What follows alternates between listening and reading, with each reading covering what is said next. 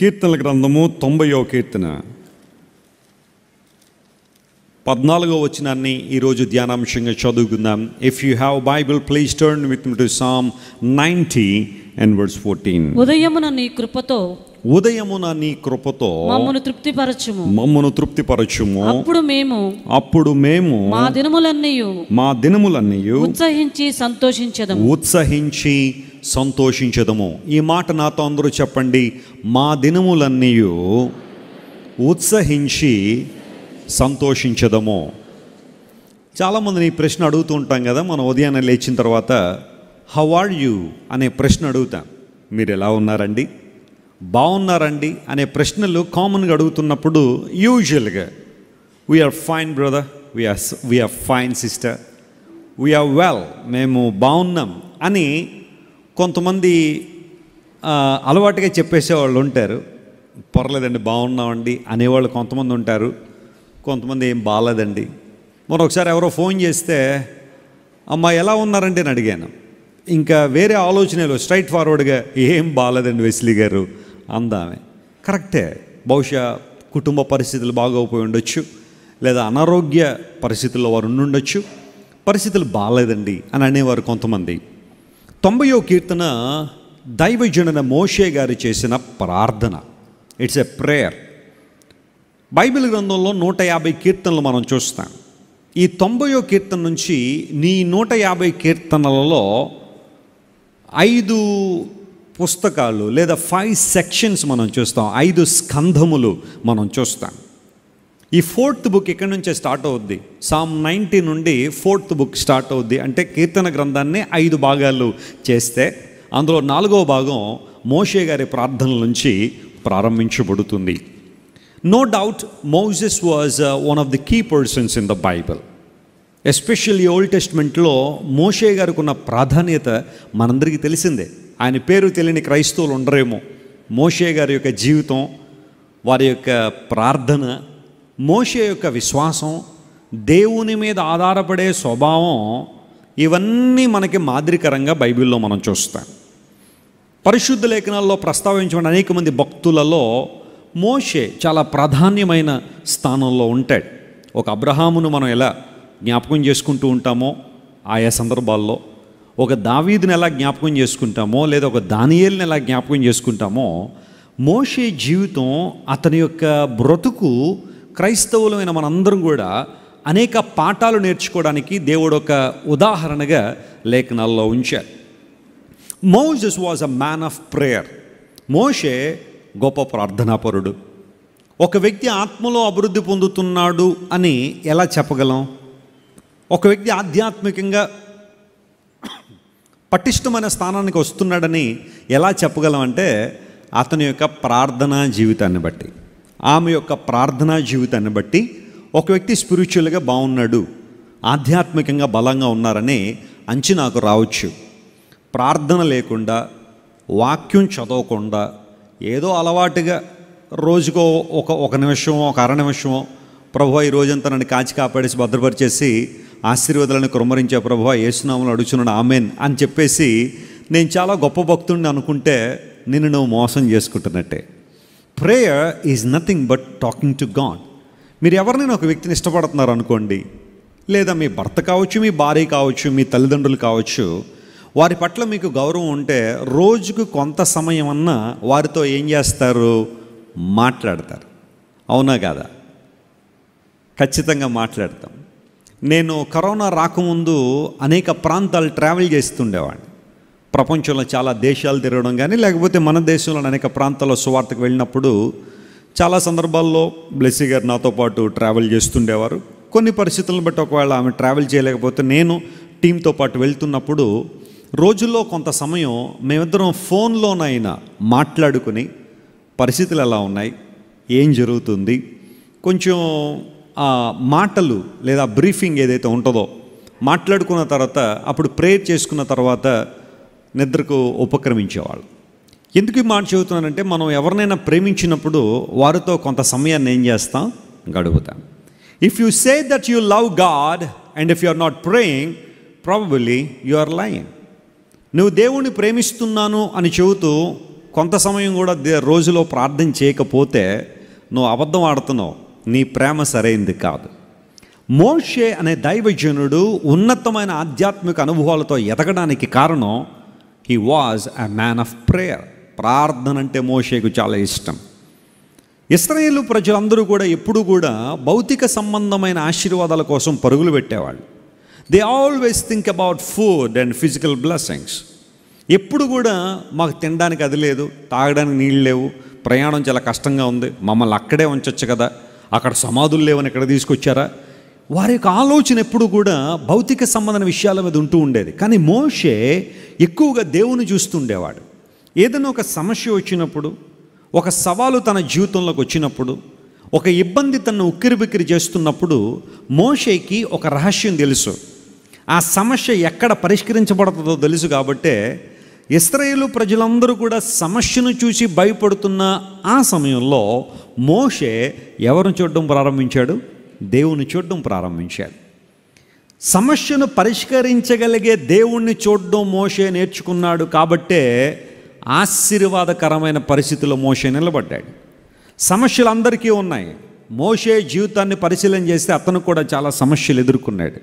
ఒకానొక సందర్భంలో తన సొంత కుటుంబ సభ్యులే మోషేకి వ్యతిరేకంగా నిలబడ్డారు.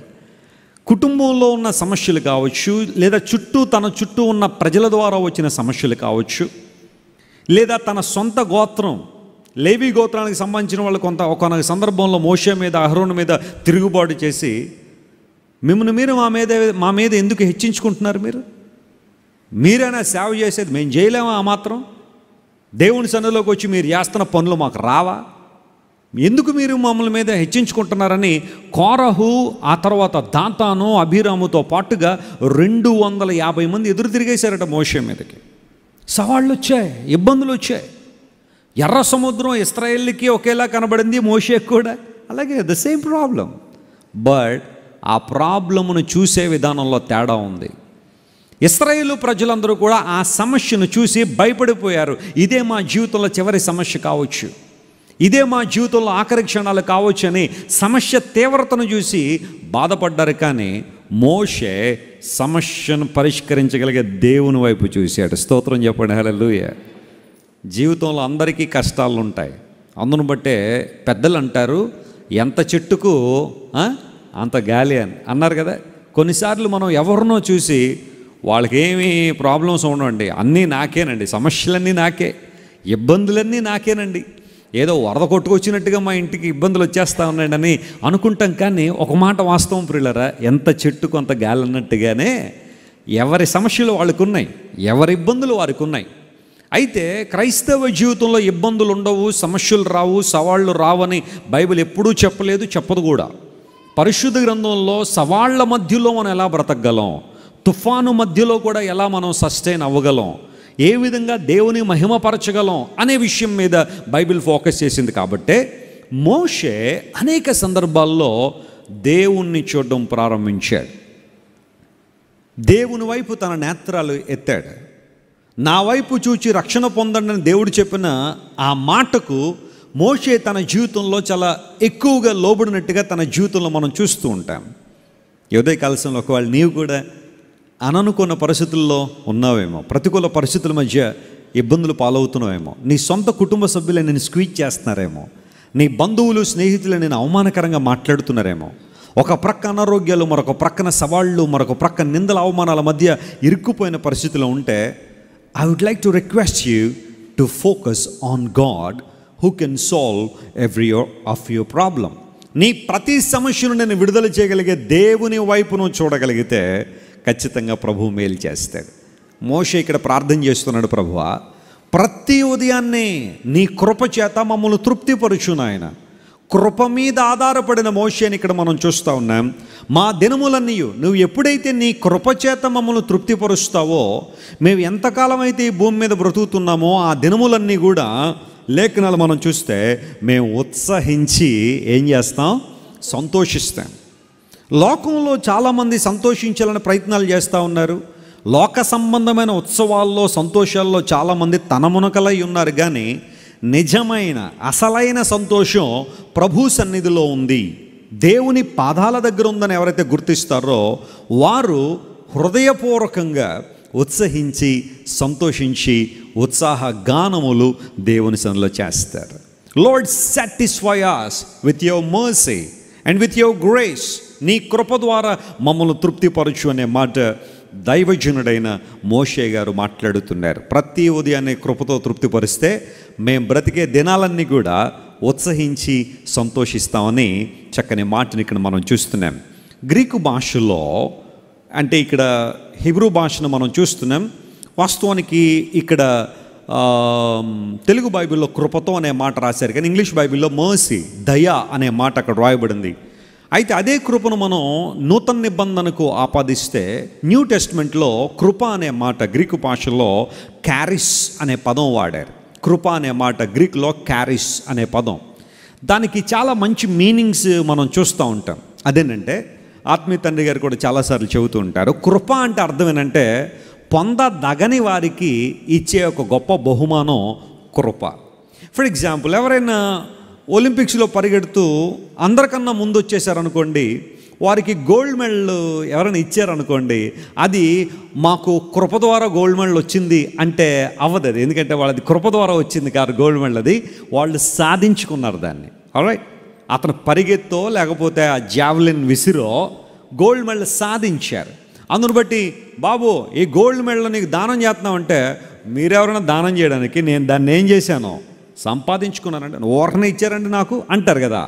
నేను ఓర్నే హోటల్ రూమ్లో కూర్చుంటే మీరు వచ్చి మెడలో గోల్డ్ మెడల్ వేశారనుకోండి, అది దానం, గిఫ్ట్. కానీ ఇది గిఫ్ట్ కాదు, ఇక్కడ ఈ ఎర్న్డ్ ఇట్, పొందుకున్నాడు, ప్రయాసపడ్డాడు, దానికోసం శ్రమించాడు, రాత్రి పగలు శ్రమించి చాలా ప్రయాసపడి ఎట్టకేలకు గోల్డ్ మెడల్. మన దేశానికి సంబంధించిన నీరజ్ అనబడే ఒక ఆయన మన ఇండియన్ ఆర్మీలో ఒక మంచి పొజిషన్లో ఉన్నాడు. అతడు దాదాపు 2016 నుంచేట ప్రతిరోజు చక్కగా ఎక్సర్సైజ్ చేసి ఫిట్నెస్ మెయింటైన్ చేస్తూ ఆ జావెలిన్ విసిరి మొన్న టోక్యో ఒలింపిక్స్లో గోల్డ్ మెడల్ సాధించాడు ఆయన. ఒకవేళ ఆయన దగ్గరికి వెళ్ళి గోల్డ్ మెడల్ మీకు బహుమానంగా ఇచ్చారండి లేకపోతే గిఫ్ట్గా ఇచ్చారని అంటే, గిఫ్ట్ కాదు బ్రదర్, అది నేను ఎర్న్ చేశానంటాడు. కృప అంటే అర్థం ఏంటో తెలుసా, మనం ఎర్న్ చేసుకునేది కాదు, ఉచితంగా ఇవ్వబడేది. ఆ ఉచితంగా ఇచ్చేది కూడా ఎలాంటిదంటే అనర్హులైన వారికి, అర్హత లేని వారికి దేవుడిచ్చే గొప్ప బహుమానం కృప అన్నారు. వాస్తవానికి ప్రియులారా, మన దౌర్భాగ్య జీవితాలను బట్టి, మన పాప జీవితాన్ని బట్టి వీ డిజర్వ్ పనిష్మెంట్. మనందరికీ కూడా శిక్ష రావాలి. మనం చేసే పనులు లాంటివి, మన ఆలోచనలు కానీ మన తలంపులు కానీ ఏవి కూడా దేవునికి మహిమను తీసుకురావట్లా. 24 గంటల్లో మనం ఆలోచన చేసే ఆలోచనలన్నీ కూడా ఒకవేళ కనుక ఏదైనా ఒక మెషిన్ మనకు తగిలించి కొన్ని రకాలైన మెషిన్స్ మన చుట్టూ పెట్టి మన ఆలోచనలన్నీ కూడా జాగ్రత్తగా రీడ్ చేస్తూ ఒక ప్రింటౌట్ ఇచ్చింది అనుకోండి, మన ఆలోచనలు మనం చదవడానికే చాలా ఇబ్బంది పడతాం కదా. ఎవరెవరి మీద ఎలాంటి అభిప్రాయాలు ఉన్నాయో, పైకి ఒకలా లోపల ఒకలా ప్రవర్తించే మన జీవితాలు, ఇవన్నీ కూడా జాగ్రత్తగా స్కాన్ చేసి ఒక రిపోర్ట్ ఇచ్చారనుకోండి ఎవరైనా, దాన్ని చదవడానికైతే మనం సిద్ధంగా ఉండే, ఎందుకంటే నాకు తెలిసిలే ఏముంటాయో అనుకుంటాం కదా. మన జీవితాల్లో మన ఆలోచనలు, మన క్రియలు, మన ప్రవర్తన అంతా కూడా మనల్ని దేవుని శిక్షకు పాత్రులుగా చేసింది. We deserve punishment from God. But the Bible says instead of giving punishment to us, God would like to extend His grace. మన పాపములకు మనం ప్రతిఫలం ఇవ్వకుండా దేవుడట తన కృపను మనకి ఇవ్వాలనుకున్నాడు. స్తోత్రం చెప్పండి, హల్లెలూయా. ఎందుకోసం ఆ కృప అంటే మనం మరలా పాపంలో బ్రతుకుతామని కాదు, కానీ పాపాన్ని జయించడానికి దేవుడు ఒక అద్భుతమైన అవకాశాన్ని కృప ద్వారా దేవుడు మనకు దయచేశాడు. నూతన నిబంధన విశ్వాసులం అందరం కూడా అంతకుముందున్న భక్తులందరికన్నా మరింత ఎక్కువగా కృపకు పాత్రులము. స్తోత్రం చెప్పండి, హల్లెలూయా. కారణం ఏంటో తెలుసా, మనం చేస్తున్న భక్తిని బట్టో లేకపోతే మనం చేస్తున్న దాన ధర్మాలను బట్టో పూజా కార్యక్రమాలను బట్టో మరొక దాన్ని బట్టి కాదు, కానీ కలువరి శిలువలో యేసు ప్రభువు మన కోసం తీసుకున్న ఆ గొప్ప స్థానాన్ని బట్టి మన పక్షంగా ప్రభువారు బలిదానంగా తన ప్రాణాన్ని అర్పించారు కాబట్టే కృప మనకు ఉచితంగా అనుగ్రహించబడింది. We are living by grace in this world. ఈ భూమి మీద మనందరం కూడా కృప ద్వారా జీవిస్తున్నాము అనే విషయాన్ని మీరు గుర్తుపెట్టుకోవాలి. ఒక దైవజనుడు అంటాడు, ఒక దైవజనుడు మాట్లాడుతున్నాడు, his grace covers me all the time. అన్ని సమయాల్లో దేవుని కృప నన్ను ఆవరించి ఉంది, నన్ను కవర్ చేసి ఉంది. This is all I know and this is all I need. నాకు తెలిసిందంత ఇదే, నాకు కావలసింది కూడా అదే అంటాడు దేవుని సేవకుడు. హిస్ గ్రేస్ కవర్స్ మీ. దేవుని కృప నన్ను కవర్ చేసింది, నన్ను ఆదుకుంది, దేవుని కృప నన్ను ఆవరించి ఉంది అని నేను చెప్పగలను. ప్రియులరా, ఈరోజు నేటికి మనం సజీవులుగా ఉన్నామంటే అది ఎవరి కృప? దేవుని కృప. లోక సంబంధ వ్యక్తుల గురించి నేను మాట్లాడడంలో వారికి అలాంటి అనుభవం లేకపోతే అలాంటి అవగాహన వారిలో ఉండకపోవచ్చు, కానీ as God's people we need to admit this fact in God's presence. Lord, whatever I am is by your grace. నేనేమై ఉన్నానో అది కేవలం నీ కృపను బట్టి అయ్యున్నాను ప్రభు అని దేవుని సల మనం ఒప్పుకోవాలి. He covers me with his grace. ఆయన కృప ద్వారా దేవుడు నన్ను కవర్ చేశాడు, ఆయన నన్ను ఆదుకున్నాడు. అందును బట్టి నీ కృపతో మమ్మల్ని తృప్తిపరచుము, మా దినములన్నీ కూడా మేము ఉత్సహించి సంతోషిస్తాం. నిజమే, దేవుడు లేకుండా మన దినాలు ఎలా ఉంటాయి, దేవునితో ఉంటే మన దినాలు ఎలా ఉంటాయి, ఈరోజు ఒకసారి పరిశీలించాలని కోరుతున్నాను. With God how can we spend our days and without God how would be our days. మన జీవితాలు ఎలా ఉంటాయి, దేవుడు ఉంటే ఎలా, దేవుడు లేకపోతే ఎలా. చాలామంది రోజుల్లో దేవుడు లేకుండానే బ్రతకాలనే ఆశ చాలామందిలో ఉంది. అనవసరంగా దేవునికి నా సమయాన్ని ఇవ్వడం ఎందుకండి, అనవసరంగా దేవుని సల కూర్చోవడం ఎందుకండి. I don't want to give priority to God. I would like to create my own future. నా భవిష్యత్తు నేనే తీర్చిదిద్దుకోవాలనుకుంటున్నాను, సుందరమయం చేసుకోవాలనుకున్న నా భవిష్యత్తుని. అందును బట్టి I would like to invest all my time in my career building. నా భవిష్యత్తును తీర్చిదిద్దుకోవడంలోనే నా సమయాన్ని, నా సమస్తాన్ని వెచ్చించాలనుకున్నాను, కానీ దేవునికి నా హృదయంలో చోటు ఇవ్వాలని అనుకోవట్లేదని చాలామంది ఈ రోజుల్లో దేవునికి దూరం అయ్యే వాళ్ళు కనబడుతున్నారు.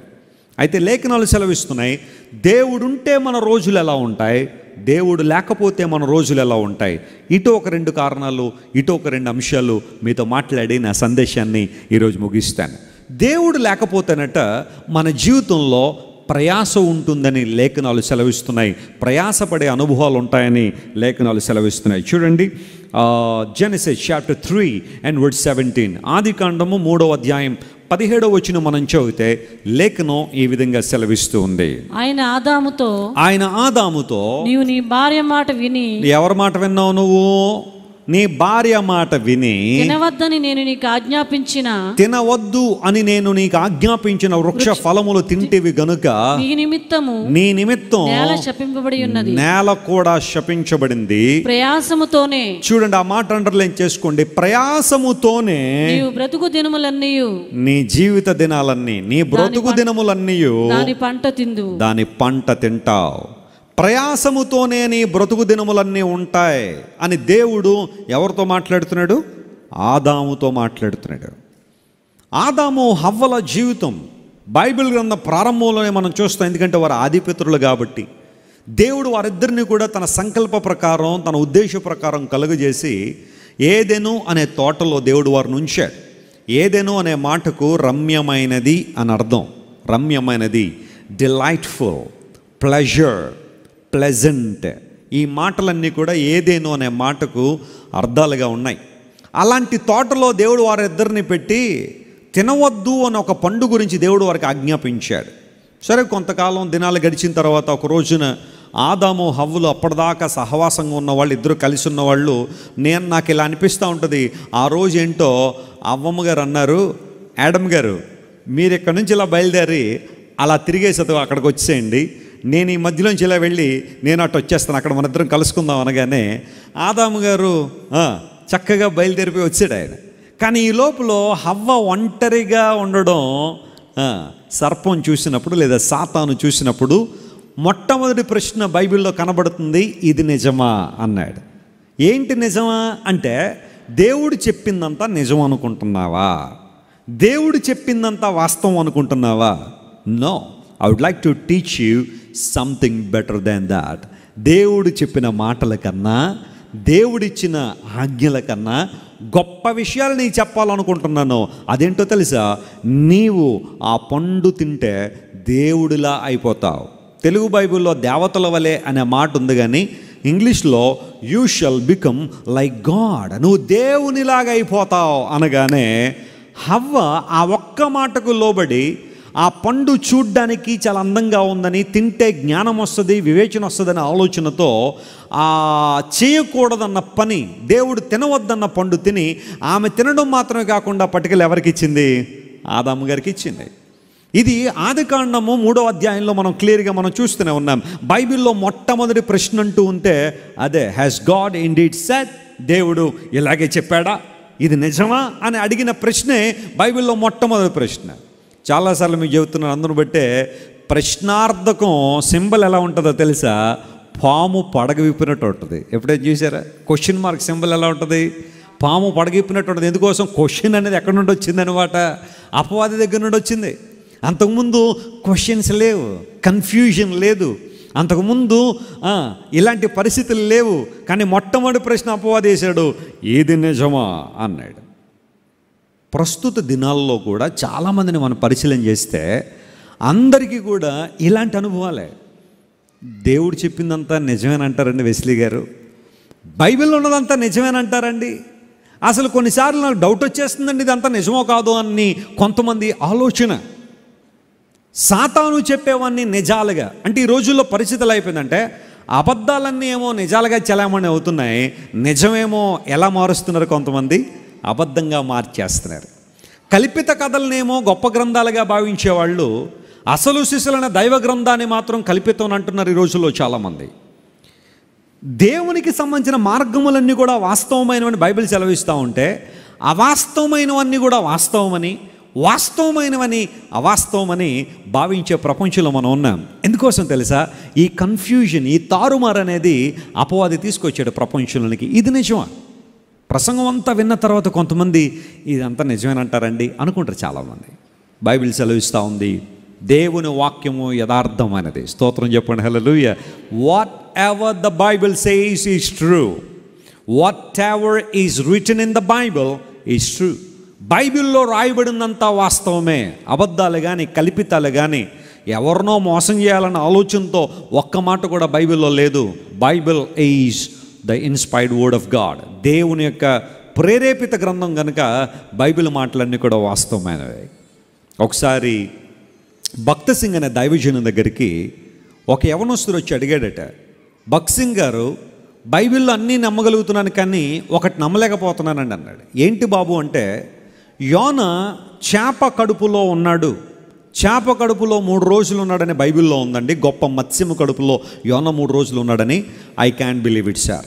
అది లేకపోయి ఉంటే బాగుండేదండి బైబిల్లో. అది నేను నమ్మలేకపోతున్నాడు. ఒక వ్యక్తి చేప కడుపులో 3 రోజులు ఎలా ఉంటాడు అన్న ప్రశ్న. భక్త సింగ్ అనే దైవజనుడు అన్నారు, బాబు అది బైబిల్లో రాయబడింది కాబట్టి ఖచ్చితంగా మనం నమ్మాల్సిందే. ఒకవేళ దానికి సైంటిఫిక్ రీజన్స్ కానీ మరొక కారణాలు ఏమన్నా ప్రపంచంలో ఉండుండొచ్చు, దట్స్ ఓకే. కానీ అంతకన్నా ప్రాముఖ్యంగా since it is return in the Bible we need to believe it. నేనైతే ఎలా నమ్ముతానంటే, చేప కడుపులో యోనా గారు 3 రోజులు ఉంది అని బైబిల్లో రాసింది. అలా కాకుండా యోనా గారు కడుపులోనే ఎంత పెద్ద తిమింగలో 3 రోజులు ఉందని చెప్పి రాసినా కానీ నేను ఖచ్చితంగా నమ్ముతాను అన్నాడు దైవజనుడు. అంటే అర్థం ఏంటంటే, బైబిల్ గ్రంథం నమ్మదగినది. It's a trustworthy word. When God says something we need to believe it. యథార్థమైన మాట. అపవాది ఏమంటాడంటే, దేవుడు ఏదైతే చెప్పాడో దానికి కౌంటర్ ఫీట్గా మాట్లాడతాడు. దేవుడు చెబుతున్నంత అబద్ధం అంటాడు అపవాది. ఇదే జరుగుతుంది ప్రపంచంలో. కౌంటర్ ఫీట్ అనగా ఫేక్, లేకపోతే కొన్ని సందర్భాల్లో చూడండి ఫేక్ కరెన్సీ అనేది ప్రపంచంలో ఉంటుంది.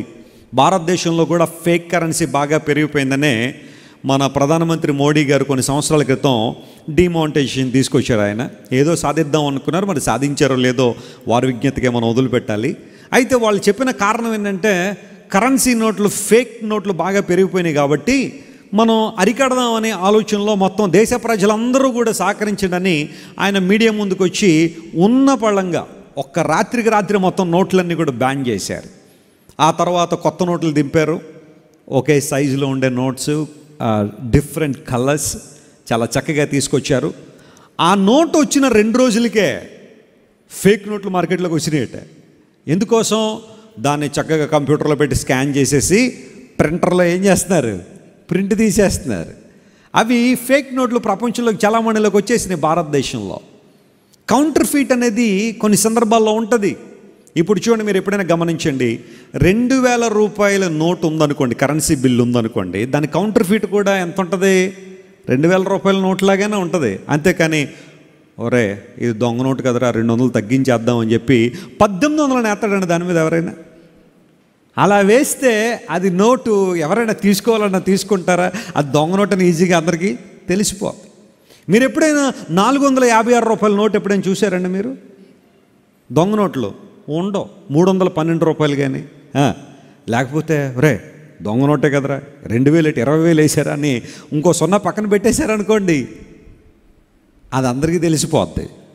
ఫేక్ కరెన్సీ చలామణి చేయాలంటే ఒరిజినాలిటీలో ఏది ఉందో ఇక్కడ కూడా అలాంటిదే రావాలా. 2000 రూపాయల నోటు ఉంటే అదే రంగు, అదే సైజు, అదే నంబర్ దాని మీద ఉండాలి తప్ప మళ్ళా ఎలాగా ఫేక్ నోటే కదా అని చెప్పి 2 లక్షల రూపాయల నోటు వేసేసి ఎవరికైనా ఇస్తే బాబు 2 లక్షల రూపాయలు ఒరిజినల్లో లేదు కదా.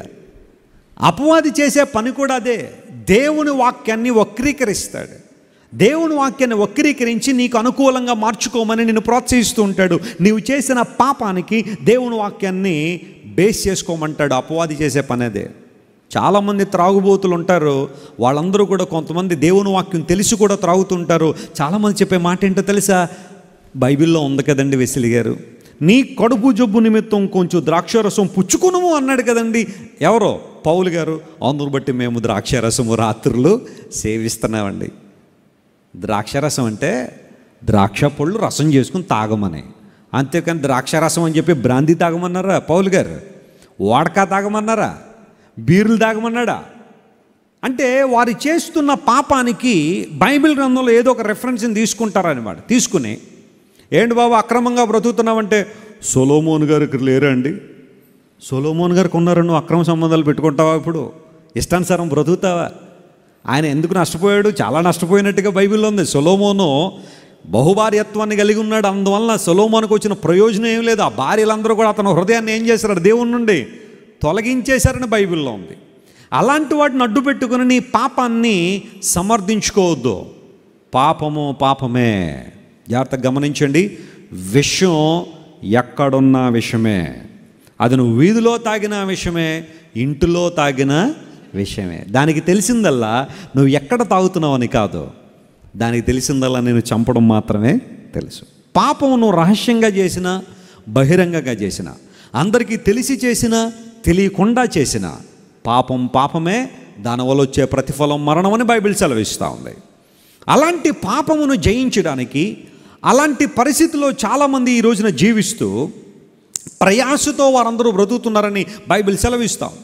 ఆదాము ఎప్పుడైతే పాపం చేసి దేవుని అనుగురించి మహిమను పొందలేకపోయాడో, లేదా దేవునితో సహవాసాన్ని కోల్పోయాడో, బైబిల్ సెలవిస్తూ ఉంది నీవు బ్రతుకు దినములన్నీ కూడా ప్రయాసతో ఉంటావు. పాపం మనిషికి ప్రయాసం తీసుకొచ్చింది. వెరీసమ్ అని ఇంగ్లీష్లో, వెరీ అనగా ప్రయాస. ఎందుకు బ్రతుకుతున్నారో తెలియదు, ఏమి సాధిస్తున్నారో తెలియదు, ఎందుకోసం పరిగెడుతున్నారో తెలియదు.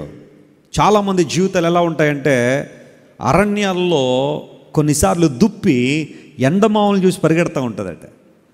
దానికి దాహం వేసినప్పుడు, నీళ్లు తాగాలనిపించినప్పుడు దూరంగా ఎండమావులు, మిరాజ్ అంటారు ఇంగ్లీష్లో, ఆ ఎండమావులు దూరంగా ఆ లైట్ రిఫ్లెక్షన్ వలన అవి నీళ్లు ఉన్నట్టుగా కనబడతా ఉంటే ఈ దుప్పు అనుకుంటుందట అక్కడ చాలా సమృద్ధిగా నీళ్లు ఉన్నాయని చెప్పి, అసలే ఆయాసంతో ఉంటుంది, అసలే దాహంతో ఉంటుందేమో, వాటిని త్రాగాలని పరిగెత్తి పరిగెత్తి పరిగెత్తి కొంత దూరం వెళ్ళిన తర్వాత అలసిపోద్దట, బాధపడుద్ది. లోకంలో కూడా చాలామంది బ్రతుకదే, ఏదో సాధించాలి, ఏదో కూడబెట్టాలి, ఏదో కలిగి ఉండాలి. క్రీస్తును సంపాదించుకోకుండా లోకంలో ఏవేవో సంపాదించుకున్న ప్రయత్నం ఎలా ఉంటుందంటే, అరణ్యంలో దుప్పి ఎండమావుల కోసం పరిగెట్టినట్టే.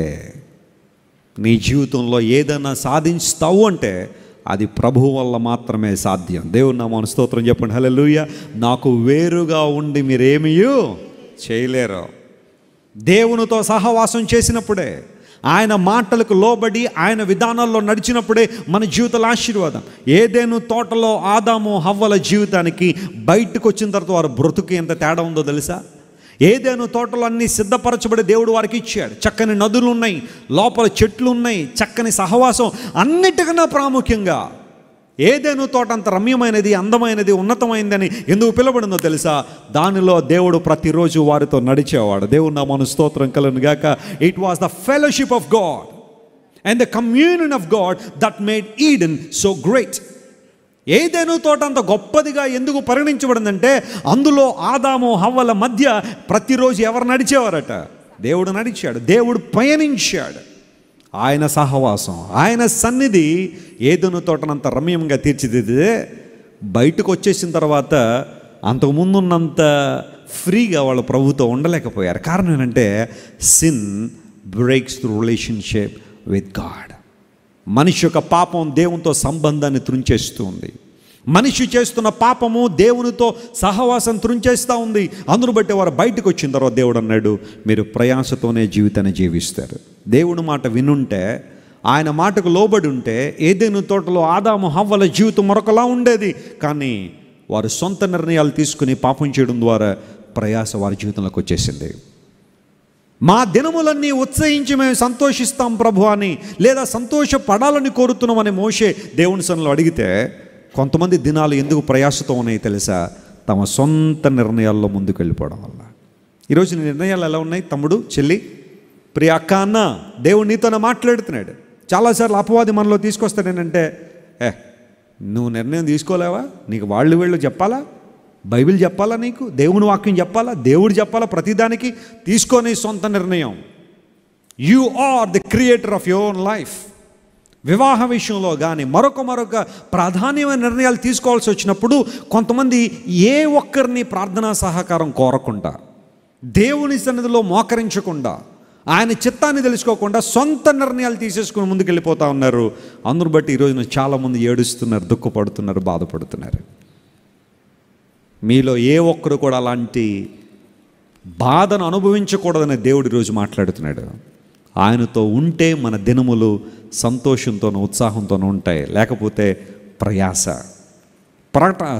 ప్రసంగి గ్రంథం దగ్గరికి రండి ఒకసారి. ప్రసంగి గ్రంథంలో 10వ అధ్యాయంలో ఒక మాట బైబిల్లో మనం చూస్తాం. 15వ వచనం చదవండి. ఎక్లెసియాస్టిస్ చాప్టర్ 10 and verse 15.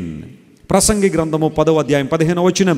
ఊరికి పోవు త్రోవ ఎరుగని వారై బుద్ధిహీనులు తమ ప్రయాస చేత ఆయాసపడుదురు. ఏం పడతారట? అబ్బో, కొంతమందికి ఆయాసం అట. దేనికి ఆయాసం? ఊరికి పోవు త్రోవ తెలియకపోతే. ఇప్పుడు చెప్పండి, ఏదైనా ఒక ఊరికి వెళ్ళేటప్పుడు మన త్రోవ తెలియలేదనుకోండి, పరిస్థితి ఎలా ఉంటుంది? మన జీవితాల్లో ఎలాంటి అనుభవాలు ఉంటాయి? నాన్నగారు చెప్తూ ఉంటారు, ఆయన జీవితంలో జరిగిన ఒక సంఘటన. ఓ ప్రాంతానికి వెళ్ళి ట్రైన్ దిగిన తర్వాత అక్కడ గుర్రబండి ఉంటే ఆయన దగ్గరికి వెళ్ళి, బాబు పలానా ఊరికి వెళ్ళాలి, తీసుకెళ్ళగలంటే, కూర్చోండి సార్, మనం ఎన్ని ఊర్లన్నీ బాగా తెలుసు మనకని చెప్పి బండిలో కూర్చోబెట్టి తీసుకెళ్ళడం మొదలుపెట్టాడు. ఓ గంట తిప్పేసిన తర్వాత ఒక విలేజ్కి తీసుకొచ్చి, బాబు ఈ ఊరు ఎక్కడైనా అని అడిగాడట ఎవరినో. అప్పటిదాకా మా నాన్నగారు అనుకుంటున్నారు ఈయనకి మొత్తం అన్నీ తెలిసినట్టుగా తీసుకెళ్ళిపోతారని. మా నాన్నగారు చక్కగా రిలాక్స్ అవుతారు వెనకాల కూర్చుని. అయ్యగారు ఒక గ్రామంకి వెళ్ళి, బాబు ఈ గ్రామం ఎక్కడ అంటే, అతను ఏదో చెప్పాడట, ఇటు వెళ్ళిపోండి వచ్చేస్తాను, కానీ మళ్ళీ అటు ప్రయాణం సాగింపజేశారు. అలా ఉదయం నుండి రాత్రి దాకా తిప్పుతానన్నాడు మా నాన్నగారిని ఆ గుర్రబండి మీద. మా నాన్నగారికి, బాబు నీకు తెలిసా తెలీదా? తెలుసు అనుకున్నానండి అన్నాడట. ఈ అనుకోవడమే కొన్నిసార్లు చాలా ఇబ్బంది కలిగేస్తుంది కదా. మీరు ఎవరైనా చూడండి, నష్టపోయిన వాళ్ళ దగ్గరికి వెళ్ళి, ఏడు బాబు పరిస్థితి అంటే, ఇలా జరుగుతుందని అనుకోలేదండి, ఇంకోలా జరుగుద్దు అనుకున్నానండి. ఈ అనుకోవడం కొన్నిసార్లు చాలా ఇబ్బంది. తెలుసు అనుకున్నానండి అని చెప్పి మొత్తం తిప్పేశాడు. ఆ గ్రామాలన్నీ తిప్పేశాడు. ఆ రోజు మా నాన్నగారికి ఫ్రీ టూర్ అనమాట. ఏ టూర్ అది? Free tour. మొత్తం విలేజ్ అంతా తిప్పేసి ఆఖరికి మా నాన్నగారికి అర్థమైపోయింది, ఈయన మళ్ళీ ఆ ఊరికి తీసుకెళ్ళలేడని చెప్పి, బాబు నన్ను ఎక్కడెక్కించుకుని అక్కడ దింపే అన్నారట. ఆ రైల్వే స్టేషన్ దగ్గర వెళ్ళి దింపే అనగానే, ఇప్పుడు బాగా చెప్పారండి అని చెప్పి మళ్ళీ తీసుకొచ్చాడు వెనక్కి. రైల్వే స్టేషన్ దగ్గర దింపేసిన తర్వాత మా నాన్నగారు అతను చూసి జాలిపడి, వాస్తవానికి ఆ ఊరికి వెళ్ళడానికి ఏదో రేటు మాట్లాడుకున్నారు, కానీ అంతకన్నా ఎక్కువే మరి అతను ప్రయాసపడ్డాడు కాబట్టి ఇచ్చిన తర్వాత ఆ కన్వీనర్స్ వచ్చారట. వాళ్ళు వచ్చి, అయ్యా విజయ్ కుమార్ గారు ఎక్కడికి వెళ్ళిపోయారండి? మేము ప్రతి ట్రైన్ టైంకి వచ్చి మీకోసం చూస్తున్నాము, మీరు రావట్లేదేంటి అనుకున్నాం, ఎక్కడికి వెళ్ళిపోయారని అడిగితే, బాబు నేను వచ్చిన మాట వాస్తవమే, ఉదయాన్నే వచ్చేసాను ఇక్కడికి, కానీ ఇదిగో మన సహోదరుడు ఊరు తీసుకెళ్తానని చెప్పి మొత్తం ఊళ్ళన్నీ తిప్పేసాడు ఆయన. అసలు ఎక్కడుంది మన ఊరు అంటే, సార్ ఇక్కడ నుంచి కరెక్ట్గా 2 కిలోమీటర్లు అండి మా ఊరు, కరెక్ట్గా కూర్చుంటే 15 గంటలు వెళ్ళిపోవచ్చండి మనం. ఊరికి పోవు త్రోవ తెలియక ఉదయం నుండి రాత్రి దాకా ఏం చేశాడు ఆ వ్యక్తి? తిప్పేశాడు. బైబిల్ ఎంత క్లియర్గా చెబుతుందంటే, ఊరికి పోవు త్రోవ తెలియకపోతే ప్రయాస చేత మనిషి ఆయాసపడతాడట. ఏంటి ఊరు? దేని గురించి బైబిల్ మాట్లాడుతుంది? What is the city the Bible is talking about? ఏ ఊరికి త్రోవ తెలియకపోతే మనకు ఆయాసం. ఒకవేళ ముంబైకి మార్గం తెలియకపోయినా పెద్ద మనం ప్రయాసపడక్కర్లేదు, లేదా హైదరాబాద్ మార్గం తెలియకపోయినా పర్లేదు, కానీ పరలోక రాజ్యానికి మార్గం తెలిసిందా? ఆ దారి తెలుసుకున్నావా? పరలోక రాజ్యం వెళ్ళడానికి, నిత్యరాజ్యం వెళ్ళడానికి దారి తెలిసిందా? యేసు ప్రభు ఈ లోకానికి వచ్చి నేనే మార్గాన్ని అని అన్నాడంటే అని ఉద్దేశం ఏంటో తెలుసా? ఇకపై నువ్వు ప్రయాసపడడానికి ఇష్టం లేదు కాబట్టి ఆ మాట చెప్పాడు. స్తోత్రం చెప్పండి, hallelujah. I am the way, the truth and the life. నేనే మార్గమును, సత్యమును, జీవమునని యేసు ప్రభు వారు ఒక అద్భుతమైన మాట చెప్పడం ద్వారా ప్రపంచంలో మనిషి మస్తిష్కంలో ఉన్న ప్రతి ప్రశ్నకు యేసు ప్రభు సమాధానం ఇచ్చారు. ఈ రోజున మోక్షరాజ్యం చేరుకోవాలంటే ఏం చేయాలి? మామూలు ఆన్సర్లు లేవు ఈ రోజుల్లో. నువ్వు మోక్షం చేరుకోవాలంటే ఉదయాన్నే 4:30కు లేవాలి, రోజు దాని చుట్టూ దీని చుట్టూ తిరగాలి, అటు పరిగెత్తాలి, ఇటు పరిగెత్తాలా, నువ్వు ఊపిరి తీసుకోవడానికి కూడా కొంచెం టైం చూసుకోవాలన్నట్టుగా రకరకాలైన ఆన్సర్లు చాలా ఉన్నాయి. కానీ మోక్షానికి మార్గం ఎవరు? యేసు ప్రభు చెప్పారు, I'm the way, the truth and the life. భారతదేశంలో కథ ఉంటుంది. ఆ కథ గురించి నేను పెద్దగా నొక్కి ఒక్కాడించాలనే ఉద్దేశం కాదు, కానీ ఒక వ్యక్తి ఉంటాడు, అతను ఒక రాజును ప్రశ్నలు అడుగుతూ ఉంటాడు. ఆ ప్రశ్నలు నేను చాలా క్రిటికల్గా ఉంటాయి.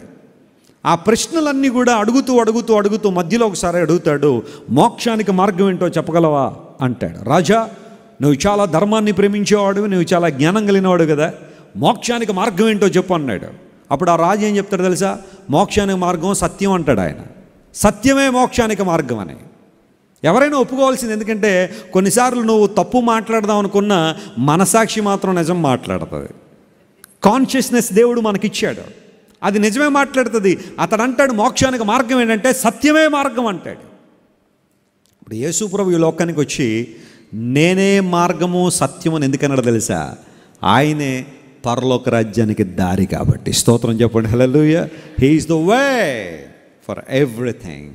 నిత్యరాజ్యానికి మార్గం ప్రభు అని యేసు, ఆనందానికి మార్గం ప్రభు అని యేసు, సంతృప్తికి మార్గం ప్రభు అని యేసయ్య.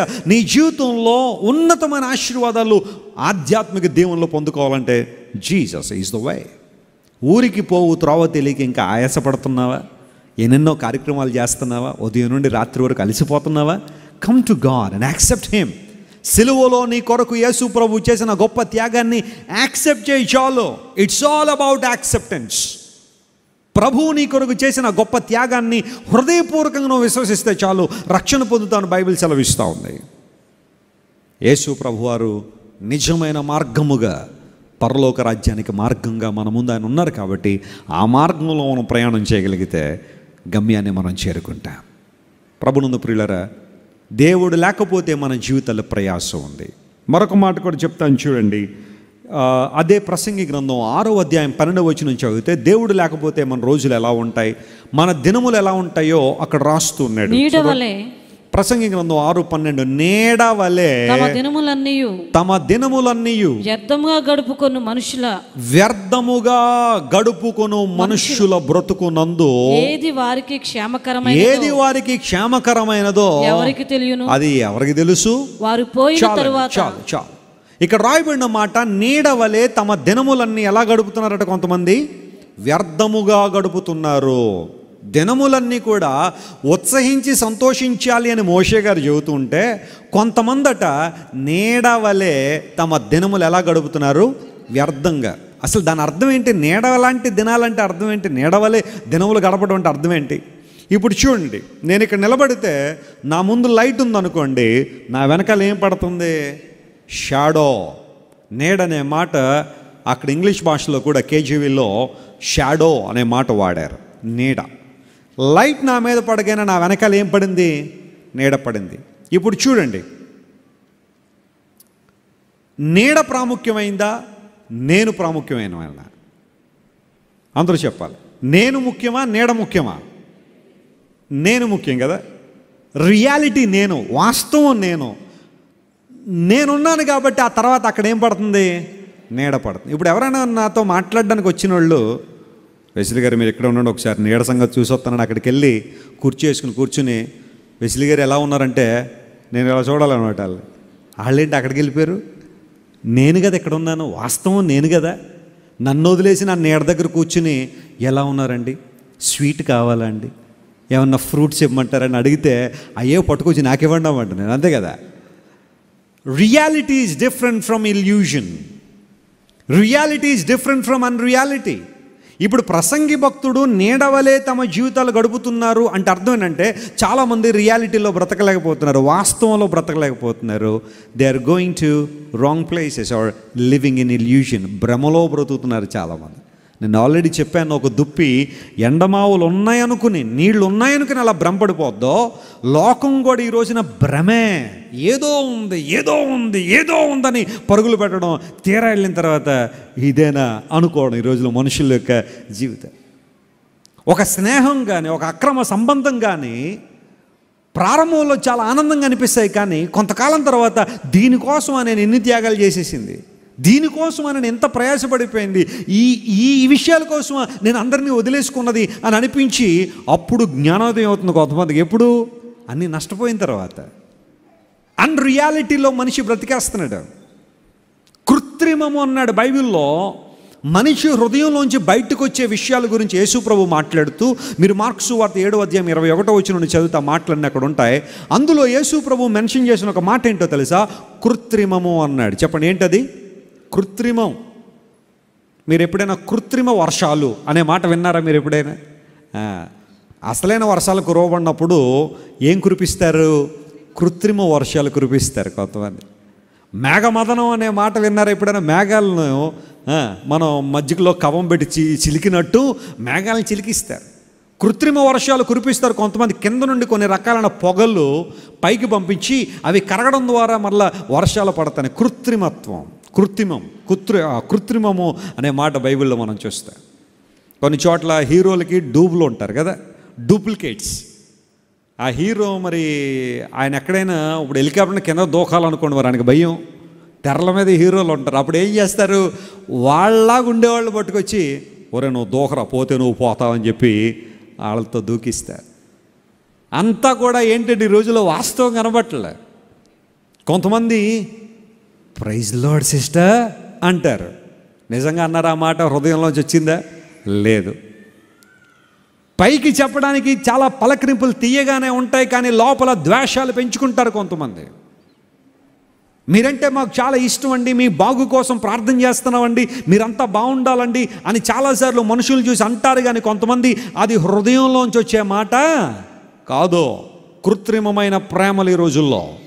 మనిషి నుండి ఏదైనా అవసరం ఉంటే ఒకలా ప్రేమించేవాళ్ళు, అవసరం తీరిపోతే మరొకలా ప్రవర్తించేవాళ్ళు లేరంటారా? ప్రపంచంలో ఉన్నారు చాలామంది. ప్రేమలు కృత్రిమం అయిపోయినాయి, బంధాలు కృత్రిమం అయిపోయినాయి. నేను చాలా సంవత్సరాల క్రితం పాట రాశాను, బహుశా మీలో చాలామంది ఆ పాట వినుంటారు. కవులకైనా సాధ్యమా నీ కృపను వర్ణించడం అనే పాట నేను రాస్తూ దానిలో సెకండ్ స్టాంజా ఇలా రాయడానికి ప్రభువు సహాయం చేశారు. క్షణికమైన అనురాగాలు, ఆవిరి వంటి ఆప్యాయతలు, అవసరాల అభిమానాలు, నిలిచిపోయే అనుబంధాలు. అవసరాల అభిమానాలు అంటే అర్థం ఏంటో తెలుసా? ఎదుటి వ్యక్తితో మనకి ఏదైనా అవసరం పడిందంటే ఎక్కడలేని అభిమానం మనకేమొస్తూ ఉంటుంది? పొంగుకొచ్చేస్తూ ఉంటుంది. అవసరం తీరిపోయిన తర్వాత మిమ్మల్ని ఎక్కడో చూశానండి అంటారు కొంతమంది కదా. మిమ్మల్ని ఎప్పుడూ ఎక్కడో చూశానండి అంటారు. కారణం ఏంటి? ఇప్పుడు అవసరం ఏమైపోయింది? తీరిపోయింది. అవసరం ఉన్నప్పుడు కాళ్ళు పట్టుకోవడానికైనా సిద్ధపడేవాళ్ళు అవసరం తీరిపోయిన తర్వాత జుట్టు పట్టుకునేవాళ్ళు లేరంటారా? ఉన్నారు ప్రపంచంలో. కృత్రిమమైన ప్రేమలు, కృత్రిమమైన అనురాగాలు, కృత్రిమమైన ఆప్యాయతలు, ఇవన్నీ ఎందుకు మనుషులకు వచ్చేసింది తెలుసా? వాస్తవమైన దేవుడు మన గుండెల్లో లేడు కాబట్టే కృత్రిమత్వాన్ని ప్రేమిస్తున్నాం, ఆర్టిఫిషియాలిటీని ప్రేమిస్తున్నాం మనం. స్వచ్ఛమైన ప్రేమలు కనబట్టల్లా ఈ రోజుల్లో. తల్లిదండ్రులు గౌరవించేవాళ్ళు కనబట్టంలా, వారిని సన్మానించేవాళ్ళు కనబట్టంలా. కొంతమంది తల్లిదండ్రులు బ్రతికున్నంతకాలం సరిగ్గా చూడరు, చచ్చిపోయిన తర్వాత వాళ్ళ పేరు మీద ఒక బొష్ షెల్టర్ కట్టేస్తాడు అయ్యగారు. దానివల్ల ఉపయోగం ఏంటి? కట్టించద్దని నేను అంటల్లా. తల్లిదండ్రుల జ్ఞాపకార్థమై పార్కుల్లో బెంచీలు, బస్ షెల్టర్లో అవి ఇవి కట్టించద్దని నేను అంటల్లా. కానీ నీ ప్రేమ వాళ్ళు చనిపోయిన తర్వాత కాదు, బ్రతుకున్నప్పుడు చూపించావా? మనసు విప్పి వారితో మాట్లాడావా? మంచిగా వారితో మెలిగావా? గౌరవించావా? సన్మానించావా? బైబిల్ సెలవిస్తూ ఉంది, నీవు దీర్ఘాయుష్యమంతుడు అవ్వాలంటే నీ తల్లిని తండ్రిని ఏం చేయి? All youngsters listen to me. యవనస్తులందరూ వినండి జాగ్రత్తగా. నువ్వు దీర్ఘాయుష్యు కలిగి ఉండాలంటే తల్లిని తండ్రిని ఏం చేయమన్నాడు? This is what the Bible says. ఇప్పుడు ప్రశ్న అడుగుతున్నాను, నువ్వు దీర్ఘాయుష్యమంతుడు అవ్వాలంటే నీ మంచి తల్లిదండ్రులు సన్మానించనుందో బైబిల్లో? Bible never mention that. Bible ఎప్పుడు ఆ మాట చెప్పలా. వాళ్ళు మంచోళ్ళైనా చెడ్డోళ్ళైనా సన్మానించేంతే తల్లిదండ్రులు. కాబట్టి దేవుడు తగిన ప్రతిఫలాన్ని నీకు ఇస్తాడు. I'm sure. నేను ఎప్పుడైనా ఈ మాట చెప్పినప్పుడు ఒక మాట ఖచ్చితంగా చెప్పాలి.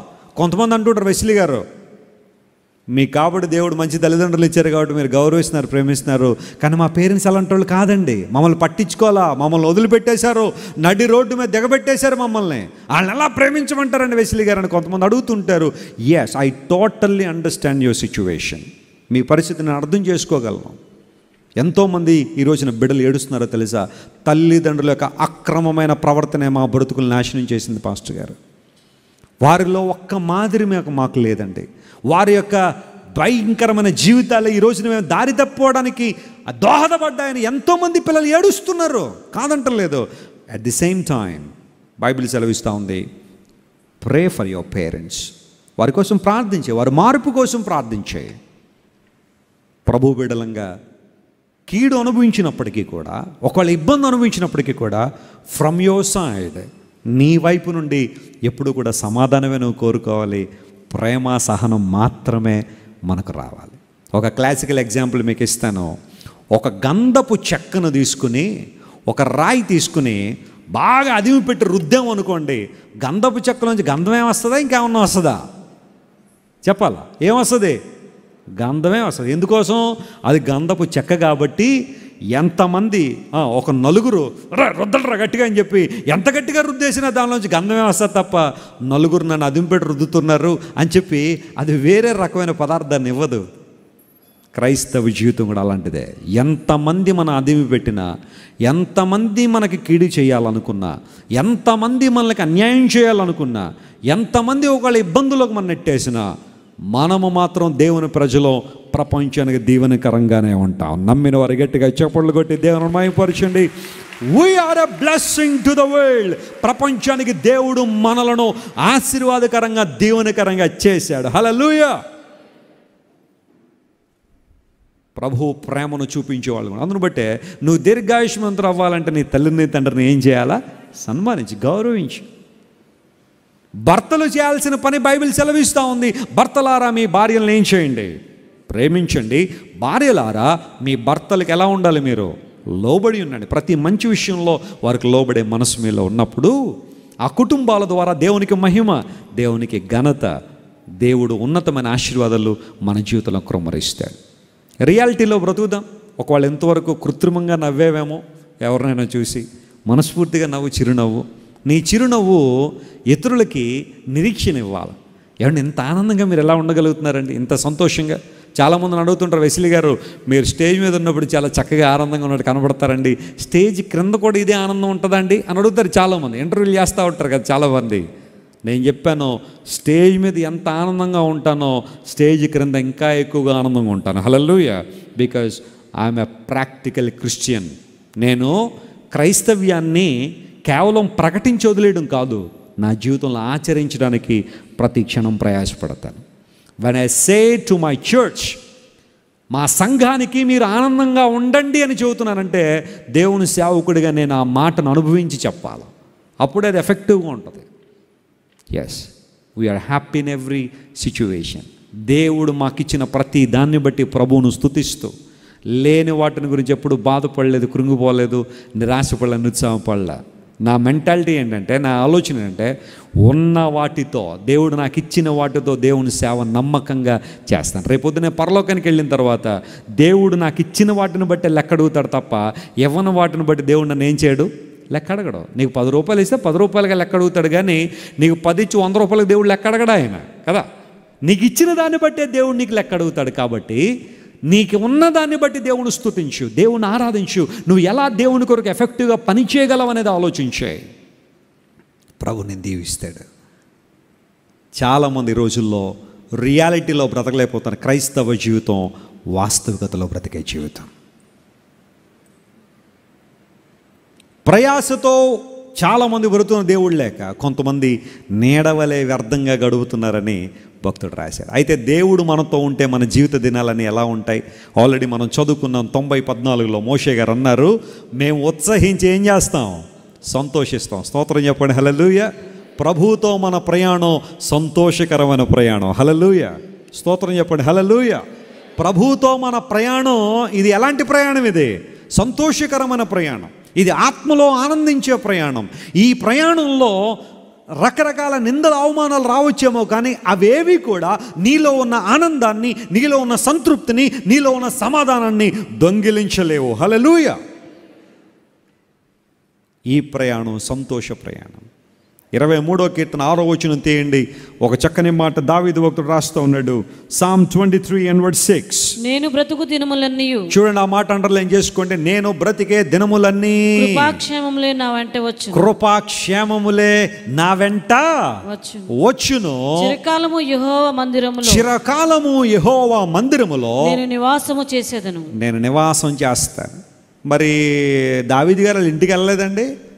ఈయన ఎప్పుడు చిరకాలం దేవుని మందిరంలో నివాసం చేస్తాను అంటే, మరి దావీదు గారికి ఇల్లు లేదా, రాజ్యం లేదా, అంతఃపురం లేదా, ఏంటి ఈయన ఏం మాట్లాడుతున్నాడు అని ఆలోచన చేస్తే, he was talking about a spiritual aspect. I would like to dwell in the house of God for ever. సదాకాలము దేవుని పరిధిలో, ఆయన సన్నిధిలో, ఆయన నివాసంలో నివాసం చేయాలని నేను కోరుతున్నాను. What a great desire it is. ఎంత గొప్ప నిర్ణయం అది. నేను బ్రతుకు దినములన్నీ కూడా కృపయు మరియు క్షేమము ఎలా వస్తాయి? నా వెంట వచ్చేస్తాయి. ఆశీర్వాదాల కోసం మనం పరిగెడతలేదు, కానీ ఆశీర్వాదాలు మనల్ని వెతుక్కుంటూ ఏం చేస్తాయి? వెనకాల వస్తూ ఉంటాయి. ప్రభువును వెతికే వారిలో ఉండే ఆశీర్వాదం అదే. ఆత్మీయ తండ్రి గారు మొదటి ఆరాధనలో కూడా వర్తమానం చెబుతూ, సౌలు గాడిదలు వెతకడానికి బయలుదేరాడు. వెతికి వెతికి అలిసిపోయాడు. చిట్ట చివరికి సమూయేలు గారిని కనుగొన్నాడు. ఇక్కడ ఎవరైనా దీర్ఘదర్శి ఉన్నాడా? కన్యకులు ఆన్సర్ ఇచ్చారు, yes, there is somebody is called Samuel. ఎప్పుడైతే సౌలు మరియు అతని పనివాడు సమూయేలు గారిని వెతుక్కుంటూ వెళ్ళారో, సమూయేలు వెళ్ళగానే చెప్పిన మాట ఏంటో తెలుసా? తప్పిపోయిన గాడిదల గురించి నువ్వు చింతపడద్దు, అవి ఆల్రెడీ ఎక్కడికి వెళ్ళిపోయినాయి? ఇంటికి వెళ్ళిపోయినాయి. వీళ్ళు దేవుని సేవకును వెతుక్కుంటూ వచ్చారో, గాడిదలు వెతుక్కుంటూ ఎక్కడికి వెళ్ళాలో అక్కడికి వెళ్ళిపోయినాయి. స్తోత్రం చెప్పండి. హల్లెలూయా. That's a secret. ఆయన రాజ్యాన్ని, ఆయన నీతిని మొదట వెతకగలిగితే, పరిశుద్ధాత్మ దేవునికి సహవాసంలో వర్ధిల్లగలిగితే, ఆత్మ సంబంధమైన వరములతో నింపబడి దేవుని కొరకు వాడబడగలిగితే, ప్రభువు తన మహిమ చేతను నింపడం మాత్రమే కాదు, నీకు కావలసినవన్నీ నీ వెంట పంపించే దేవుడు ఆయన. హల్లెలూయా. పంపిస్తాడు ఆయన. ఇశ్రాయేలు ప్రజలు 400 సంవత్సరాలు బానిసలుగా ఉన్నారు. ఎక్కడ? ఐగుప్తు దేశంలో, పరాయి దేశంలో 400 సంవత్సరాలు వెట్టి చాకిరీ చేశారు. ఏమీ లేదు. ఫరో రోజు రోజుకి భారం పెంచేశాడు. అరే ఇంత పని చేశారు కదా వీళ్ళు, ఐగుప్తీయులు మధ్య వీరందరూ ఉండి ఇంత అద్భుతమైన వర్క్ చేశారు కదా అని చెప్పి వాళ్ళకి రివార్డ్ ఇవ్వాల్సింది పోయి ఇశ్రాయేలు ప్రజలు ఇంకా బాధ పెట్టడం ప్రారంభించాడంట. ఫరో భారాన్ని పెంచాడు, శ్రమ పెంచాడు. కానీ ఆ రోజున దేవుడు వాగ్దానం చేసిన, నా ప్రజలను విడిపిస్తాను. విడిపించడం మాత్రమే కాకుండా వారు ఎంతకాలం అయితే శత్రువు చేత దోచుకొనబడ్డారో అంతకు కన్నా, ఒక మాటలో చెప్పాలంటే రెట్టింపు ఆశీర్వాదాలతో వారు ఐగుప్తు నుండి ఎక్కడికి వచ్చారు? బయటకు వచ్చారు. అంతవరకు వారు ఏదైతే శ్రమ పడ్డారో ఆ శ్రమను అనుభవించిన ఏండ్ల కొలది, కీడు అనుభవించిన ఏండ్ల కొలది ప్రభువాని మమ్మల్ని ఆశీర్వదించమని లేఖనంలో రాయబడిన రీతిగా ఒక్కసారి వారు బయటికి రావడంలో పేదోళ్ళగా రాలా ఇశ్రాయేలు ప్రజలు. స్తోత్రం చెప్పండి. హల్లెలూయా. సకల సంపదలతో బయటకు వచ్చారు. చప్పట్లు కొట్టి దేవుని మహిమపరచండి. కారణం ఏంటో తెలుసా? దేవుడు వారిని ఆశీర్వదించాడు. ఒకవేళ ఈరోజు నువ్వు అన్యాయానికి గురయ్యావేమో.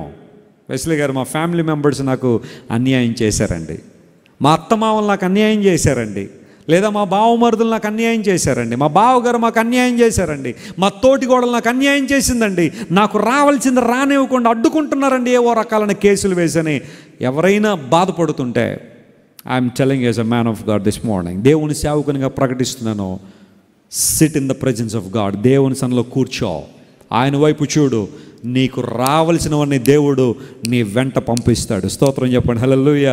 My God is capable of giving those things to you. ఖచ్చితంగా నీ జీవితంలో మేలు చేస్తాడు ఆయన. నీకు రావలసిందంతా దేవుడు తిరిగి తీసుకొస్తాడు, నీ వెంట వస్తాయి. ఎప్పుడంటే నువ్వు దేవుణ్ణి కాపరిగా చేసుకున్నప్పుడు. యెహోవా నా కాపరి, నాకు ఒక ఆయన ఏమీ కలగలేదన్నాడట. ఆయన యెహోవా నా కాపరి, నాకేం కలగలేదన్నాడు. అలా ఉండకూడదు మన జీవితాల్లో. యెహోవా నా కాపరి, నాకు లేమి కలగదు. God stands by you. దేవుడు నీ పక్షాన్ని నిలబడతాడు. నీ కష్టార్జితం వృధా పోకుండానట్లుగా దేవుడు నీ కష్టార్జితాన్ని ఆశీర్వదిస్తాడు. కృపయు మరియు క్షేమము ఎల్లప్పుడూ నా వెంట వస్తాయి. ఓ ప్రాంతంలో ఒక ఆమె పాస్టర్ గారి దగ్గరికి వచ్చి, అయ్యగారు నాకు అలాంటి ఫీలింగ్ ఉందన్నాను. ఏంటమ్మా ఆ ఫీలింగ్ అంటే, నన్ను ఎప్పుడూ ఒక ఇద్దరు తరుగుతున్నట్టుగా ఫీల్ అవుతానండి నేను. అందును బట్టి ఆమె ప్రతిసారి వెనక చూస్తూ ఉంటుందట. ఎందుకోసం అంటే ఎవరో ఇద్దరు ఆమెను ఏం చేస్తారట, హాంట్ చేస్తున్నారట, తరుగుతున్నారట. కొంతమందికి ఇలాంటి సైకలాజికల్ ఫీలింగ్లు ఉంటాయి. అమ్మ కొంచెం మంచినీళ్ళు పుట్టరమ్మా కిచెన్లోకి వెళ్ళంటే, బాబాయ్ నేను వెళ్ళను. అక్కడ ఎవరో ఉంటారు. ఎవరు ఉంటారమ్మా మీ ఇంట్లో? ఎవరో ఉంటారు, భయం అనే మాట. చూడడం అన్నీ చూస్తుంటే మరి అలాంటి ఫీలింగ్లే వస్తాయి మరి కొన్నిసార్లు. కొంతమంది రాత్రి పడుకునేదాకా హర్రర్ సినిమాలను హర్రర్ సీరియల్ చూసేసి ఫోన్ తల దగ్గర పెట్టుకుని పడుకుంటారు. ఇప్పుడు రాత్రి వచ్చే కళ్ళన్నీ అవి కాకుండా మరి ఏమొస్తాయి మరి నీకు? గుండెల మీద ఎవరో కూర్చునిపోయి నొక్కేస్తున్నారండి అయ్యగారు నన్ను అంటారు కొంతమంది. మరి నువ్వే కదమ్మా ఆహ్వానించావు మరి అంతవరకు. అలాంటివి పెట్టుకుని చూస్తున్నావంటే సాతానుగాడికి ఒక వెల్కమ్ డ్రింక్ ఇచ్చినట్టు అనమాట. రమ్ము, మా ఇంటికి రమ్ము అంటున్నావు అనమాట. అలాంటివి చూడడం వల్ల మరి ఆడొచ్చి మరి నీ మెళ్ళ మీద కూర్చోపోతే ఎక్కడ కూర్చుంటాడు వాడు? మానేసాను అలాంటి పనికిమాలినవన్నీ చూసి జీవితాన్ని పాడు చేసుకోకండి. ఆ టైం బైబిల్ చదవండి, దేవుని వాక్యం చదవండి. మంచి నేర్చుకోవాలంటే బైబిల్లో చాలా మంచి ఉంది. స్తోత్రం చెప్పండి, హల్లెలూయా. ప్రార్థన చేయండి. కొంతమంది ప్రార్థన చేయాలంటే చేసేసానండి అన్నీ అయిపోయినాయండి అంటారు కొంతమంది. అన్నీ అయిపోతే మా కోసం చేయి, ప్రార్థన చేయి. సేవకుల కోసం ప్రార్థన చేయి. దేవుని రాజ్యం కట్టబడినట్లుగా మన దేశం కోసం ప్రార్థించాయి. Pray more and receive more blessings.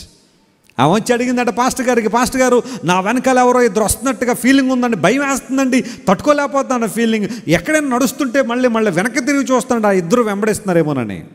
Pastor గారు ఆలోచన చేసి ఈమెను ఎలాగైనా కొంచెం దారిలో తీసుకురావాలని ఆయన అన్నాడట, అమ్మా నీ వెనకాల ఇద్దరు నడుస్తున్న మాట వాస్తవం అమ్మా, అయితే వాళ్ళిద్దరు ఎవరో చెప్తాను చూడని ఇదే వచ్చి నేను చూపించాడట. 23:6 కీర్తన చూపించి అందులో ఒక ఆయన పేరు కృప, ఇంకొక ఆయన పేరు క్షేమము, ఇద్దరు నీ వెనకాల వస్తారమ్మా అంటే, అవునండి అయ్య గారు, ఇప్పటిదాకా ఈ సీక్రెట్ మనకి తెలియడం వల్ల భయపడ్డాను, ఇకపోతే రానివాడు ఎంతమంది వస్తారు రానివాడు చూసుకుందాం అందట. కృప మరియు క్షేమము నీ వెంట వచ్చును. ఎందుకోసం? నువ్వు దేవుని వెంట నడుస్తున్నావు కాబట్టి. హల్లెలూయా. అంతేగాని సాతాను వెంబడి నువ్వు నడిచి నా వెనకాల కృపాక్షేమం రావట్లేదంటే మరి ఎలా వస్తాయి? మరి నీ జీవితంలో నువ్వు నడుస్తుందేమో సాతాను వెంబడి, మరి ఎందుకు వస్తాయి నీ జీవితంలో? దేవుని వెంబడినాడు, ఆయన వెంటనాడు, నీకు కావలసిన ఆశీర్వాదాలు దేవుడు దయచేస్తాడు. కృపాక్షేమములు నేను బ్రతికే దినములన్నీ కూడా నా వెంట వచ్చును. What a wonderful affirmation it is. ఎంత అద్భుతమైన మాట దైవజనుడు చెప్పాను. ఇంకో మాట చెప్పి నేను ముగిస్తాను. చూడండి, యెషయా గ్రంథం 38వ అధ్యాయం 20వ వచనం చదవండి. ఆ మాట చదువుకుని ముగింపులోకి వెళ్దాం. Isaiah chapter 38 and verse 20. మన జీవిత దినములన్నీ యెహోవా మందిరములో తంతి వాద్యములు వాయింతుము. ఏ వాద్యములు అంటవి? తంతి వాయిద్యాలు, బంతి వాయిద్యాలు కాదండి. ఏ వాయిద్యాలు ఇవి? తంతి వాయిద్యములు. తంతులు అంటే అర్థమేంటి చెప్పండి? చదువుకున్న వాళ్ళు, తెలుగు టీచర్లు ఎక్కడ ఉన్నారు? తంతులు అంటే అర్థం ఏంటి? తనడమా? తంతులు అంటే స్ట్రింగ్స్ అన్నమాట కదా, స్ట్రింగ్ ఇన్స్ట్రుమెంట్స్. ఇక్కడ హిజ్కియా అనే దైవజనుడు ఈ పాట రాస్తూ ఉన్నాడు. హిజ్కియాకు మరణకరమైన రోగం వచ్చినప్పుడు దేవుడు చెప్పాడు, నీ సమయం ముగించబడింది, ఇల్లు సర్దేసుకో. యెషయా అనే దైవజనుడు వచ్చి చెప్పాడు హిజ్కియాకి, హిజ్కియా నీ సమయం ముగించబడిన దేవుడు మాట్లాడుతున్నాడు.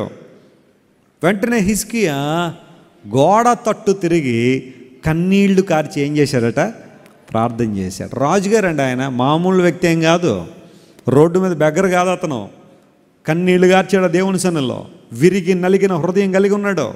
కొన్ని హృదయాలు ఉంటాయి, పాషాణ హృదయాలు. చెప్పండి ఏ హృదయాలు అవి? అసలు చలనం ఉండదు, ఎమోషన్స్ ఉండవు వాళ్ళకి. పాషాణ హృదయం, హృదయం అంతా కఠినం చేసేసుకుంటా ఉంటారు. హిజ్కియా గోడ వైపు తిరిగారు.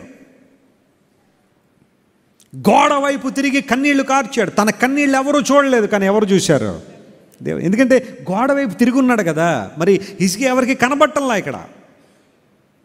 మనుషులందరి వైపు తిరిగి కన్నీళ్లు కార్చలేదు, గోడ వైపు తిరిగి కన్నీళ్లు కార్చాడు. అంటే నా కన్నీళ్ళు ఎవరు చూస్తే చాలు? దేవుడు చూస్తే చాలు. కృపతో జ్ఞాపకం చేసుకోమని బ్రతిమాలాడు దేవుణ్ణి. బైబిల్ గ్రంథం సెలవిస్తూ ఉంది, మరణ పంచునికి వెళ్ళిపోయిన హిజ్కియా ఆ తర్వాత ఎంతకాలం బ్రతికాడో? 15 సంవత్సరాల ఆయుష్ దేవుడిచ్చాడు, పెంచాడు, ఆయుష్ని పెంచాడు. 15 సంవత్సరాల ఆయుష్ హిజ్కియాకి ఇచ్చిన తర్వాత అతనుకున్న మరణకరమైన రోగము బాగు చేయబడింది. యెషయా అనే దైవజనుడు చెబుతా ఉన్నాడు, ఆ కురుపు మీద, అతనికి వచ్చిన ఆ కురుపు మీద అంజూర పండ్ల ముద్ద వేయమన్నాడు. ఫిగ్ పాల్టీస్ అంటారు దాన్ని, ఫిగ్ పాల్టీస్. అంజూర పళ్ళని ముద్ద చేసి ఆ కురుపు మీద వేయగానే హిజ్కియా గారు బాగుపడ్డాడట. ఆయన అప్పుడు రాస్తున్న కీర్తన ఇది, పాట, స్తుతి కీర్తన. అంటున్నాడు, జీవితకాలం అంతా దేవుని మందిరంలో, చెప్పండి, తంతి వాద్యములు, శ్రావ్యమైన సంగీతం, వినదగిన సంగీతంతో దేవునికి పాటలు పాడదాం, దేవుని స్తుతిద్దాం, ఆయన కీర్తిద్దాం, ఆయన గణపరుద్దాం. ఎందుకోసం అంటే మన దేవుడు స్తుతి పాత్రుడు, ఆయన స్తోత్రార్హుడు, మహిమకు పాత్రుడు, ఘనతకు పాత్రుడైన దేవుడు ఆయన. తంతి వాయిద్యములు వాయిస్తూ ప్రభువుని గణపరుద్దాం, స్తుతిద్దాం అనగా he was talking about pricing God and worshipping him. మొన్న జరిగిన 3 రోజుల ఉజ్జీవ సభల్లో చివరి రోజు ఇదే విషయం గురించి మాట్లాడాను. హిజ్కియా దేవుని స్తుతిస్తూ అతడు చెప్పిన ఒక్కొక్క మాట, మీరు ఇంటికి వెళ్ళిన తర్వాత ఆ యెషయా గ్రంథం 38వ అధ్యాయంతో చదివితే ఆ అధ్యాయంలో హిజ్కియా గారు రాసిన పాట, ఒక్కొక్క మాట ఒక్కొక్క వర్తమానం. అది అద్భుతమైన విషయాలు అక్కడ రాసుకుంటూ దేవుని కనపరిచాడు. My dear friend and my dear brother and my dear sister, it is our duty and call and vision to worship our loving Savior. మన ప్రభువుని గణపరచడమే, ఆయన ఆరాధించడమే, ఆయన స్తుతించడమే మన బాధ్యత, మన గమ్యం, మన ఆశయం. మేలు పొందుకున్న తర్వాత మర్చిపోయే వారంగా మనం ఉండకూడదు. ప్రభు సన్నిధిలో ఆయన ఏం చేయాలి చెప్పండి? మనం స్తుతించాలి, గణపరచాలి. మా దినములన్నీ కూడా దేవుని మందిరములో మేము తంతి వాద్యములు వాయించుతాం, ప్రభువును స్తుతిస్తాం, ఆయన గణపరుచుతాం, ఆయన నామమును కీర్తిస్తాం, ఆయన ప్రభావ వర్ణను కీర్తిస్తాం. మన చర్చ్లో ప్రైజ్ అండ్ వర్షిప్ టైం చాలా పవర్ఫుల్గా ఉండడానికి కారణం ఏంటో తెలుసా? అందరూ కూడా తమ హృదయాలైతే దేవుని ఏం చేస్తున్నారు? ఆరాధన. దేవుని సన్నిధి, పరిశుద్ధాత్మ దేవునికి కదలిక మన మధ్య ఉండడానికి కారణం, హృదయపూర్వకంగా దేవుని స్తుతిస్తానట, అదే ఆయనకు మనం వేసే ఒక సింహాసనం అట. హల్లెలూయా. మనం దేవునికి తీసుకొచ్చి ఇక్కడ పెద్ద కుర్చీ వేసి, ప్రభు ఇందులో కూర్చో ప్రభు అని ఒక పూల పాన్పో లేకపోతే ఒక సువర్ణ సింహాసనమో ఒక రత్న ఖచ్చిత సింహాసనాలు పట్టుకొచ్చి ఆయనకు వేయాల్సిన అవసరం లేదు. మనం చేసే స్తుతే మన దేవుడు కూర్చునే సింహాసనం. ఇప్పుడు ఫర్ ఎగ్జాంపుల్ ఇలా అనుకుందాం, దేవుని మందిరానికి వచ్చావు, స్తుతిస్తున్నప్పుడు దేవుడు అనుకుంటాడు, నా సహోదరి నన్ను స్తుతిస్తుందట, ఎలా స్తుతిస్తుందో చూస్తాను, ఆ స్తుతి ఒక సింహాసనం అయితే దాని మీద కూర్చుంటాను అని దేవుడు అనుకుంటే, మనం వేసే ఆ స్తుతి సింహాసనం ఎంత పటిష్టంగా ఉంటుంది. కొన్ని గృహాల్లో చైర్లు ఉంటాయి, నేను వాళ్ళు విమర్శించాలని కాదు, కానీ ఒకవేళ పేదరికం వలనో లేకపోతే చూసుకున్నందువలనో కుర్చీలు ఉంటాయి. కూర్చున్న వాళ్ళందరూ దెబ్బి పడిపోతారు కింద. ఎందుకోసం? ఆ కుర్చీల్లో ఏముండదు, స్ట్రెంగ్త్ ఉండదు, బలం ఉండదు. ఓసారి ఎక్కడో ఒక ఆయన కుర్చీ వేశారు వేదిక మీద, ఆయన కూర్చో దాబ్బని పడిపోయాడు. ఆయన ఏంటయ్యా అంటే కుర్చీ బలహీనంగా ఉంది, ఆయన పడిపోయి నడువు విరిగిపోయింది. మీటింగ్కి వచ్చాడు, హాస్పిటల్కి వెళ్ళిపోయాడు. ఏంటయ్యా అంటే కుర్చీ బాల. మీరు ఎప్పుడైనా ఎక్కడైనా కూర్చునేటప్పుడు కొంచెం జాగ్రత్తగా పరిశీలన చేసి కూర్చోండి. అంతేగాని ఏదో ఉందిగా చెప్పి గవ్వ కూర్చుని పోతే కొంతమంది ఇబ్బందులు పాలయ్యారు. ఇప్పుడు ఒక ప్రశ్న అడుగుతున్నాను, నువ్వు చేసే ఆరాధన చాలా బలహీనంగా ఉంటే నువ్వు కూడా ప్రభువుకి ఏ కుర్చీ వేస్తున్నావు అనమాట? బలహీనమైన కుర్చీ. ఆయన అనుకుంటాడు ఇలాంటి కుర్చీ వేస్తుందని నేను అనుకోలే, ఇలాంటి సింహాసనమా నా కుమార్తె నాకు వేసింది, దీనికన్నా ఇలా నిలబడ్డమే బెటర్ అనుకుంటాడేమో ఆయన. నువ్వు సింహాసనం వేస్తే స్తుతి సింహాసనం ప్రభు కూర్చోవాలంటే ఆయన సంతోషిస్తూ కూర్చోవాలి, ఆనందిస్తూ కూర్చోవాలి. అందును బట్టే more praise and more worship, ఎక్కువ ఆరాధించాను, దేవుని స్తుతించాను. నేను ఆ సందర్భాల్లో మా ఇంట్లో కొంతమంది దైవజనులు పాడిన స్తుతి పాటలు పెట్టుకుని స్తుతిస్తూ ఉంటా, దేవుణ్ణి గణపరుస్తూ ఉంటాను. ఒక్కోసారి అనిపిస్తూ ఉంటుంది నాట్యం చేసేయాలనిపిస్తూ ఉంటుంది, ఎవరు లేకపోతే చేసేస్తాను కూడా. దేవుని నామమున స్తోత్రం కలుగునుగాక. ఎందుకోసం తెలుసా? రిజాయిసింగ్ ఇన్ ద లార్డ్, ప్రభువులో ఆనందం, సంతోషం. ఆరాధిద్దాం. హిజ్కియా అంటున్నాడు, ప్రభువా మా జీవిత దినాలన్నీ కూడా నీ స్తుతి అర్పణలోనే మా జీవితాల ముందు కొనసాగిస్తాం. No more grumbling, no more murmuring, no more complaining. We just want to praise you and worship you. చేద్దామా? దేవుని గణపరుద్దామా? మహింపరుద్దామా? మా దినములన్నీ కూడా నేను స్తుతించడంలోనే గడుపుతామయ్యా. మా దినములన్నీ కూడా కృపాక్షేమములే మా వెంట వచ్చే విధంగా మేము నిన్ను వెంబడిస్తాం ప్రభువా. మా దినములన్నీ కూడా ఉత్సహించి సంతోషిస్తాం. ఇప్పుడు దేవుడున్న రోజులు ఇవైతే దేవుడు లేని రోజులు ప్రయాస, నిట్టూర్పు, వేదన, కన్నీరు, అంత మాత్రమే కాకుండా అన్రియాలిటీలో బ్రతికే నీడ లాంటి జీవితాలు చాలామందిలో ఉన్నాయి. కానీ అవన్నీ వదిలిపెడదాం, ప్రభు దగ్గరికి వద్దాం, ఆయన వెంబడి నడుద్దాం, గొప్ప దీవెన మనం పొందుకుందాం. కళ్ళు మూసుకొని ప్రార్థన చేసుకుందాం. Everybody close your eyes. I would like to pray for you.